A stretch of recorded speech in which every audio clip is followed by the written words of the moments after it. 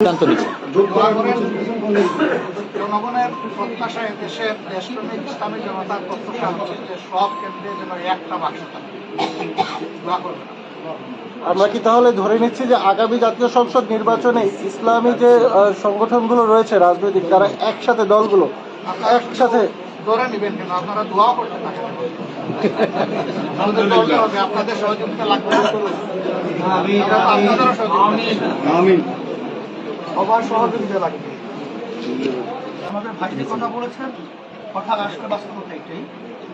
আমরা আসলে আগে থেকে বলে আসছি যে ইসলামের পক্ষে যেন আমরা একটা বাক্স পাঠাতে পারি। এই প্রচেষ্টা আমাদের আগে পরে চলছে, এখনো চলছে। আপনাদের সবাই সহযোগিতা এবং দোয়া চাচ্ছি।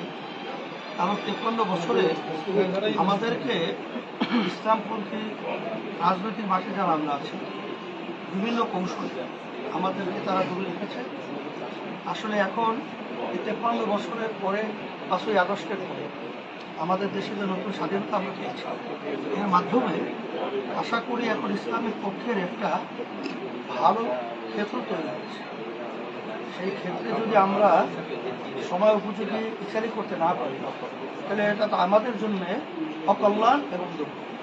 পিআর পদ্ধতিতে নির্বাচনের দাবি করেছেন, সেই ক্ষেত্রে জামাতের আমির মহোদয় কি একমত কিনা এই বিষয়ে?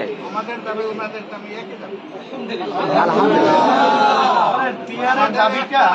দাবির মধ্যে কোনো কনফ্লিক্ট নেই, সব হুবহু এক। কিন্তু আমরা কোনো পরামর্শ করি না, এটা অন্তর থেকে বের হয়ে যায়, বের হয়ে চলে আসে।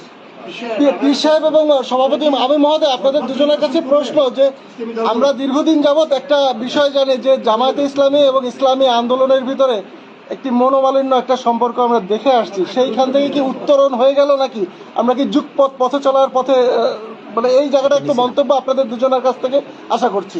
একটা ব্যবধানতা রাজনীতি মাঠে যারা কাজ করে থাকতেই পারে।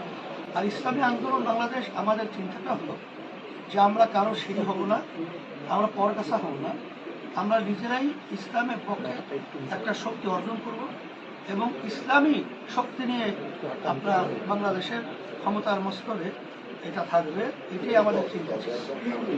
বিগত দিনে আমরা দেখেছি যে ওরা আমাদেরকে বারবার ব্যবহার করেছে, কিন্তু আমরা ব্যবহৃত হতে চাই না। এখন তো আপনারা লক্ষ্য করছেন যে বর্তমানে যে পরিবেশটা চলছে, এই পরিবেশে কিন্তু আমরা অনেকটাই কাছাকাছি চলে আসছি। আলহামদুলিল্লাহ। আমির মহোদয়ের বক্তব্য, মন্তব্য। আলহামদুলিল্লাহ বলছি যে ভাই ভাই ভাইয়ের ব্যবধান থাকে না, ওটা মন্তব্য একই মন্তব্য, আলাদা কিছু।